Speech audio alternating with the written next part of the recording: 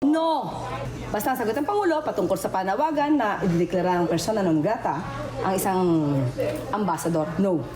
Tinuldukan na ni Pangulong Bongbong Marcos ang mga panawagang ideklarang persona non grata si Chinese Ambassador Jing Chuan.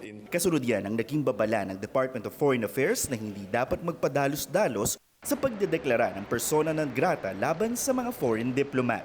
Humiling din ang ahensya na dapat idaan sa diplomatic channels ang mga bilateral issue. It is hoped that the DFA would be provided with ample space to perform its functions and to sort out issues with foreign counterparts through dialogue and consultation rather than through public discourse, in accordance with the President's vision and guidance as the architect of Philippine foreign policy. Samantala, binigyang diin ng Pilipinas at China ang kahalagahan ng pananatiling bukas ng diplomatic channels para pag-usapan ang mga issue tulad ng mga aktibidad sa South China Sea.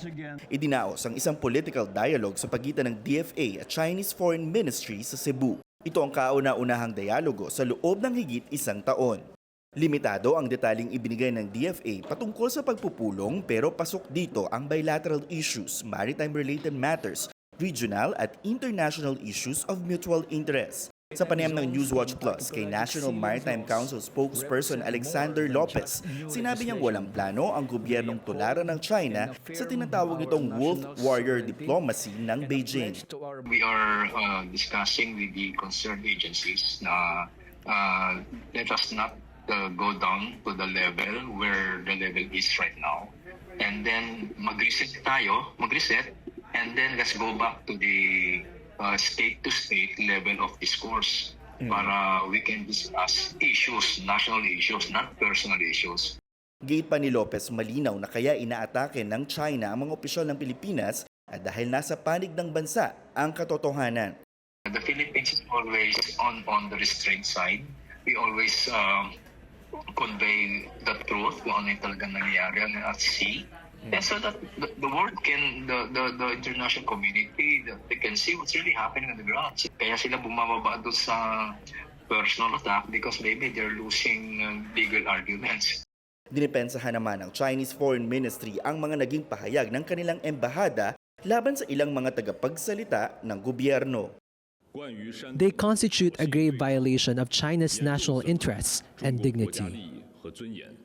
China firmly opposes it and will not tolerate it. It's the duty of China's embassy in the Philippines to defend national interests and dignity. Maliban sa political consultation sa pagitan ng Pilipinas at China, mayroon din tayong tinatawag na bilateral consultative mechanism na itinatagpa noong 2017. Sa pamamagitan nito, mas malalimang natatalakay ang issue sa pagitan ng South China Sea at ang maritime at Coast Guard cooperation ng Manila at Beijing. Dito naman sa katatapos na ASEAN Foreign Ministers Retreat, tinalakay din ang usapin ng South China Sea, pati na ang iba't ibang mga land reclamation activities at ang mga peligrosong aksyon sa karagatan. Kumita din daw ang mga ASEAN Foreign Ministers na matapos ang isang South China Sea Code of Conduct ngayong taon. Para sa impormasyong napapanahon at on-demand, Tristan Odalo, Newswatch Plus, Mandaue City, Cebu.